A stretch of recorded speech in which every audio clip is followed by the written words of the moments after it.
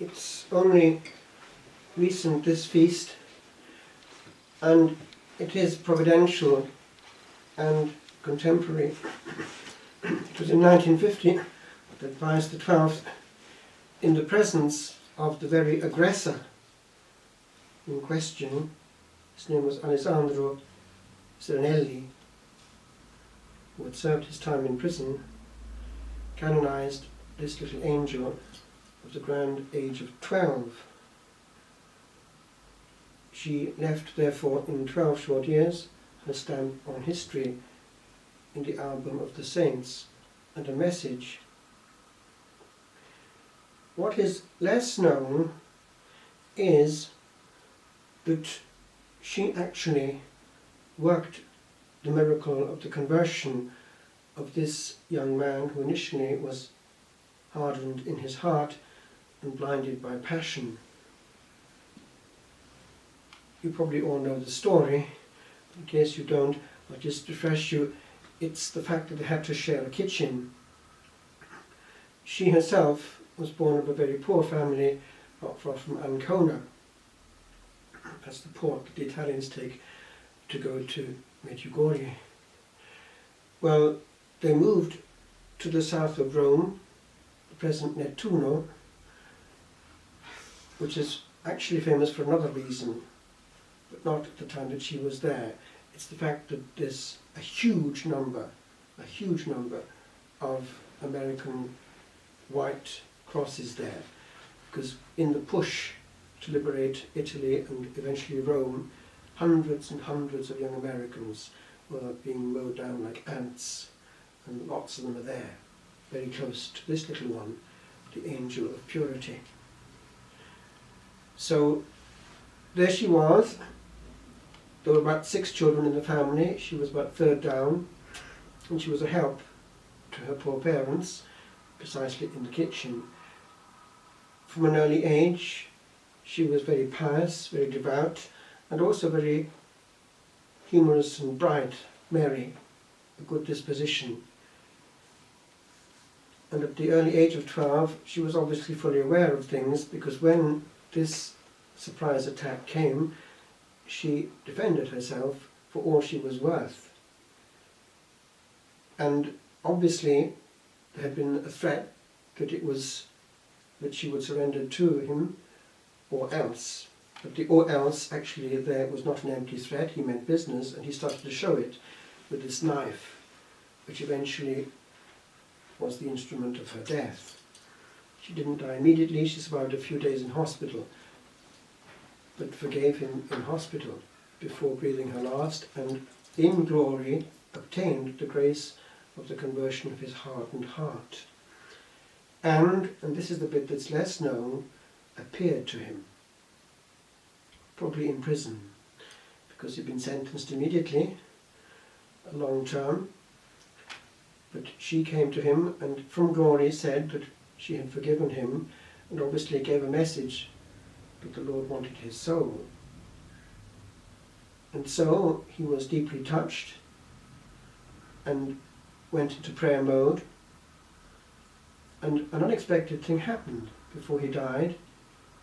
He knocked at the doors of the Capuchins and asked if he could come in, and they accepted him, and he died peacefully as a Capuchin brother. And he was there in 1950 when Pius XII canonized this little angel of purity.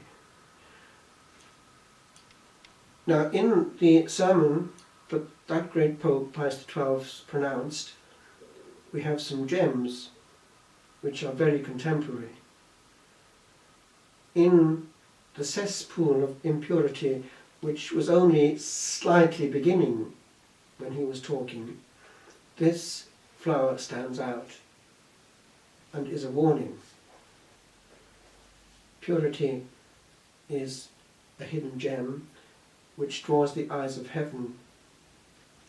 The angels are very pleased with purity and are offended when we give it out of context and out of time. But what could not have been seen when Pius XII was speaking was the way The demon was going to use this particular sphere to get at not only the youth, but the whole population of this planet. We have in the Gospel read for a Virgin Martyr today that reminder of the danger of losing one's soul, and it's quite graphic and explicit.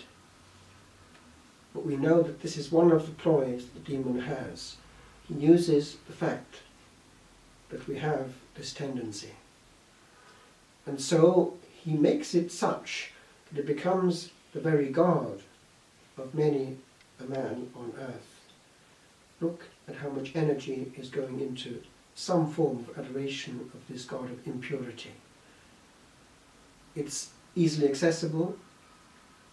One is continuously solicited everywhere, in every shape and form. And so one has to make a positive choice not to engage with that demon. It's easier not to begin than to check what has one started. It's rather like the spread of cancer. So let's not play with it. Choose. Choose everything that comes on the screen, and therefore be aware that to watch passively a live screen is already to put oneself in danger. It's different if one chooses and selects well, with maturity and full self-control, what one wants to see, e.g. a sermon on YouTube or a good documentary. It's quite different. As long as then one doesn't go into that other bit which can follow you. I think you know what I mean, what's popping up in the margin. Often recommended for you, but wait for it, one thing leads to another. Oh, didn't expect that bit. And then it's in there. Just this morning, I happened to listen to a holy priest I know.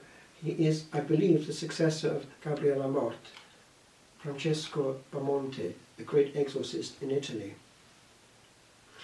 And do you know that he has a whole teaching on the horror that one particular article has for the underworld?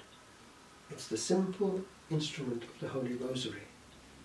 And he almost had a game with the demon to get from his mouth admissions of why the Holy Rosary is so pleasing to heaven. And it's amazing what the demon comes out with, and how he can't even bear the physical sight and presence and weight of that instrument. There's a whole teaching which has come from the jaws of hell about each Ave Maria. Interesting. If you're interested, you can Google these things yourselves, but just be aware that would explain why the demon particularly wants to get away all shields, all blessed objects, everything which can act as a bulwark against these other things. Because as long as he finds no obstacle, he gets in and stays in. If we protect ourselves with sacramentals, use them well, we have antibodies. And the greatest antibody of all is the global state of grace. So let's take seriously the attack. It's no less violent than what came out of the blue at the unprepared and yet fully prepared Saint Maria Goretti, Virgin and Martyr at the age of 12.